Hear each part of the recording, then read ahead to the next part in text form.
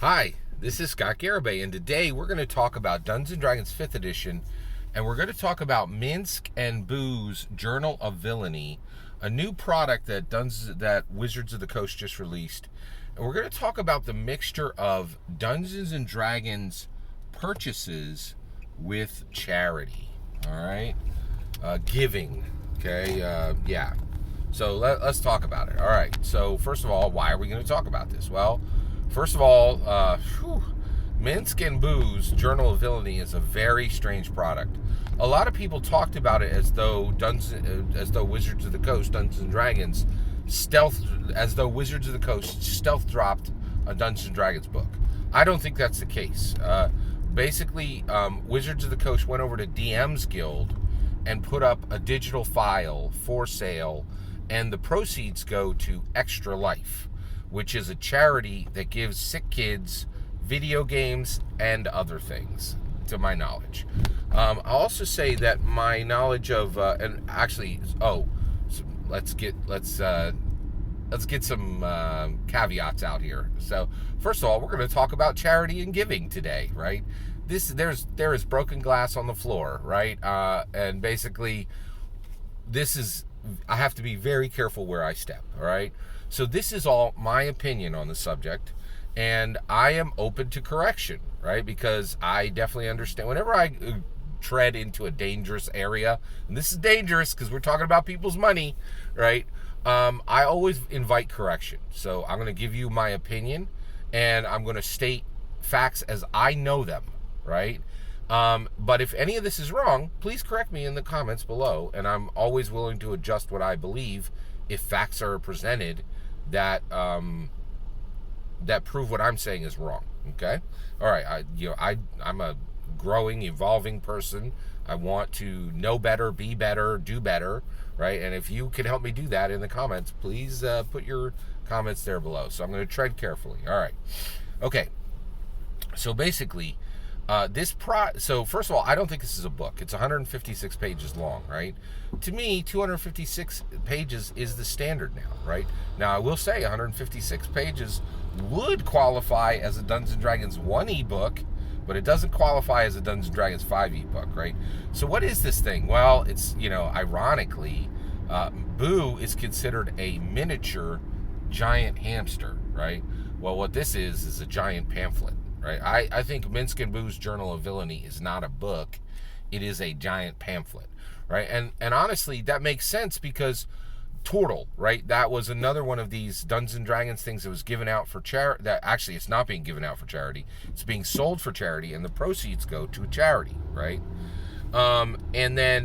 And basically, but Turtle was one race, right? This is 156 pages of content, right? That's way more than a pamphlet, but it's not as much as, it's not a book, right? This thing is very, very strange, all right? So this thing has gone out for Extra Life. Now, a lot of people are like, well, what's the problem, Scott? It's not a big deal. It's a big deal in my opinion, right? To me, every single thing that touches Dungeons & Dragons is a big deal and needs to be discussed in high depth, all right? So first of all, why are we even going to bother with this, right? I'm about to tell you how to spend your money, or how I think you should spend your money, right? And what I think companies should do when it comes to charity, right? Like, that's big stuff, right? Why would we go here? Well, the reason I'm going here, right, is I don't believe Dungeons & Dragons is a game, right? If you believe Dungeons & Dragons is a game and you want to make sure that your ranger has the right attributes and the best build, you're in the wrong place. I ain't going to do that for you, right?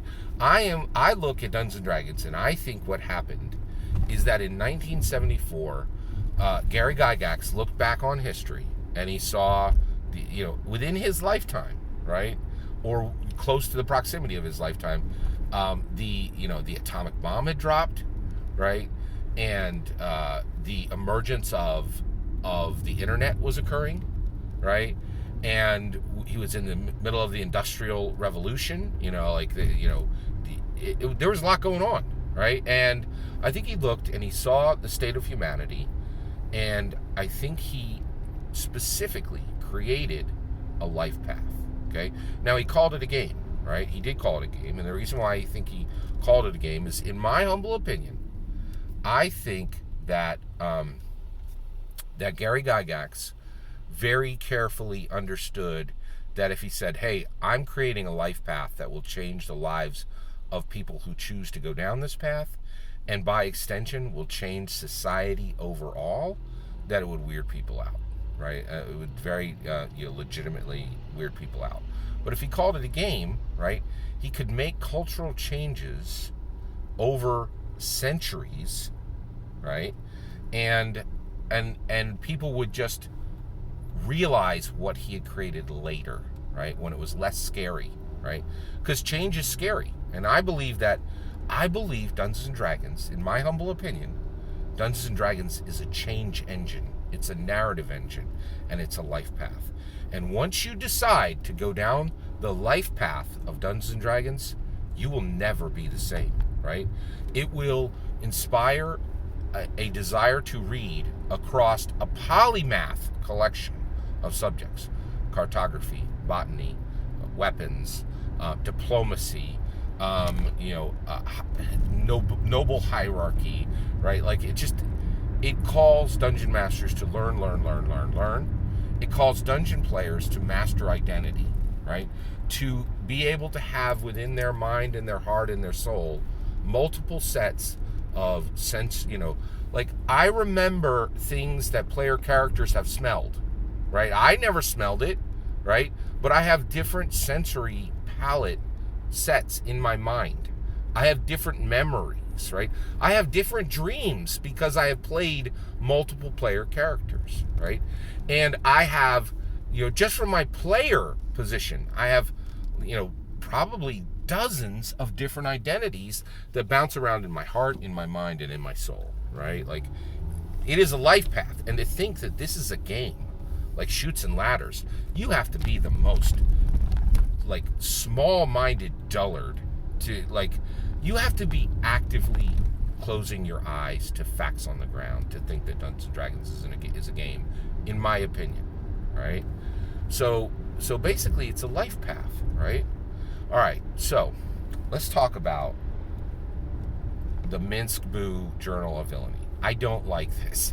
I'm going to say, I've never said this before, I'm going to say it now. I don't like Dungeons and Dragons purchases being connected to charity, okay? Why? Well, it's a matter of complexity, okay? So first of all, let me be super clear. I don't want people to give less, right?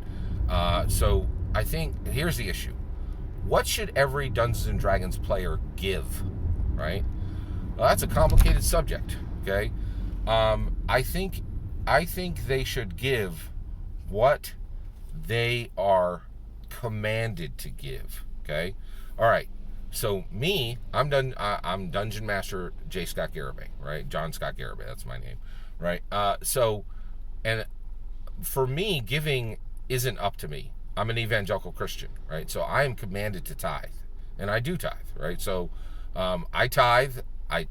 Shamefully, I don't tithe gross. I tithe net, right? And I'm not one of those storehouse Christians who gives everything to the church. I split it up. I make sure that half goes to the church, right? But there's the other half. I'll let it go in different directions, right? So for me, what I give it's not even up to me. I'm commanded in the Bible to give, and I'm bound to give, right? Other Dungeons and Dragons players and dungeon masters, they may not be evangelical Christians, so they have to give what their heart demands, right? It might be 0, it might be more than that, right? But by the way, Dungeons and Dragons is not a religion, right?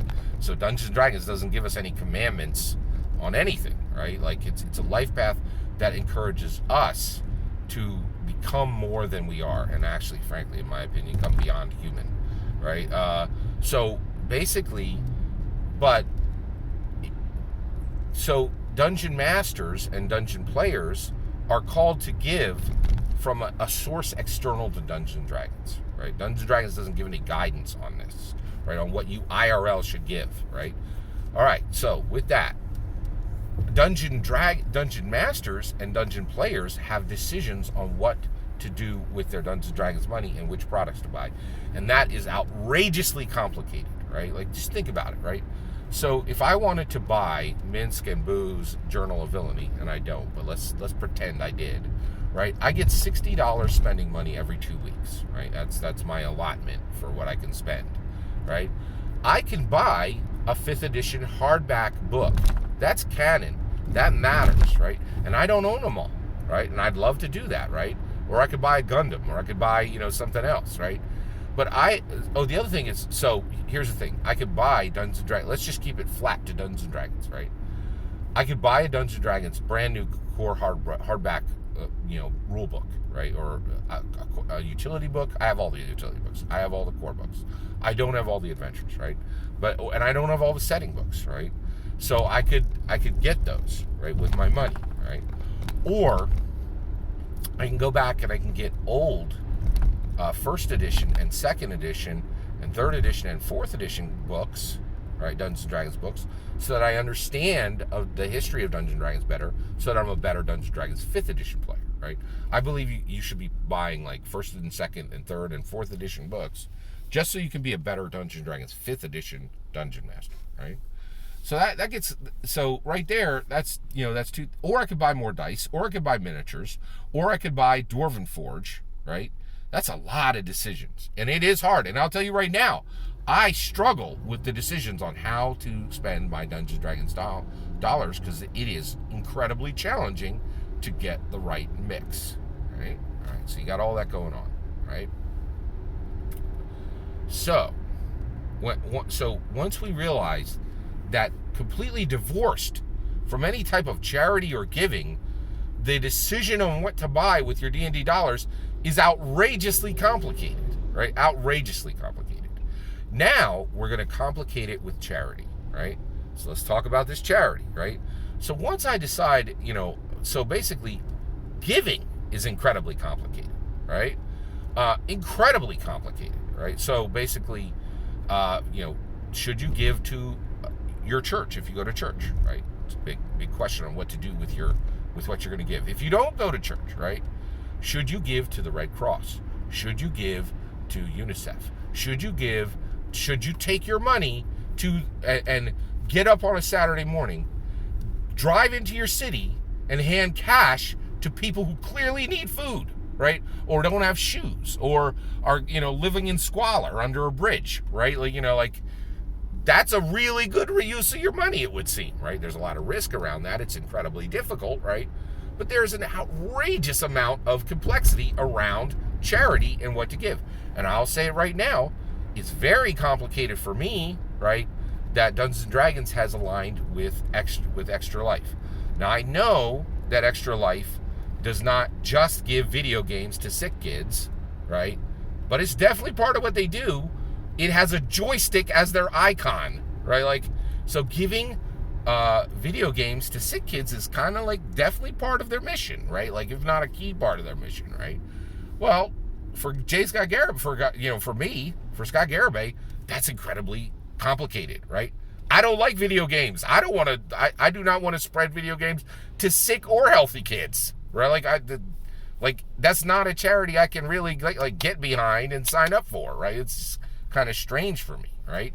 And I think a lot of people have this with when they go to give. Giving is incredibly personal, right? And incredibly complicated, right? So the reality is Dungeons & Dragons purchases are outrageously complicated. Giving is outrageously complicating, and combining them just keeps people up at night. It's very, very complicated, right? And so I feel like once you combine giving, which is outrageously complicated, and making a D&D purchase with it outrageously complicated, you have a snarled mess that is a Gordian knot that is just a hot burning pile of sad. And I don't like mixing charity giving with Dungeons & Dragons products. That's my opinion, right? What do you think? Do you are you the thing we need to do in the world is give sick kids video games, right? I'm is it? I don't know. Are you really, one, am I not understanding Extra Life? Please let me know. Two, do you see what I'm saying about this complexity issue and how it makes, an already fraught decision much more fraught, right? And that reality is, I think we'd all be better off if we decided what D&D products we bought and what charities we gave to separately, right? I'd love to hear your thoughts. Let me know in the comments below. Please consider liking and subscribing, and have a wonderful millennium.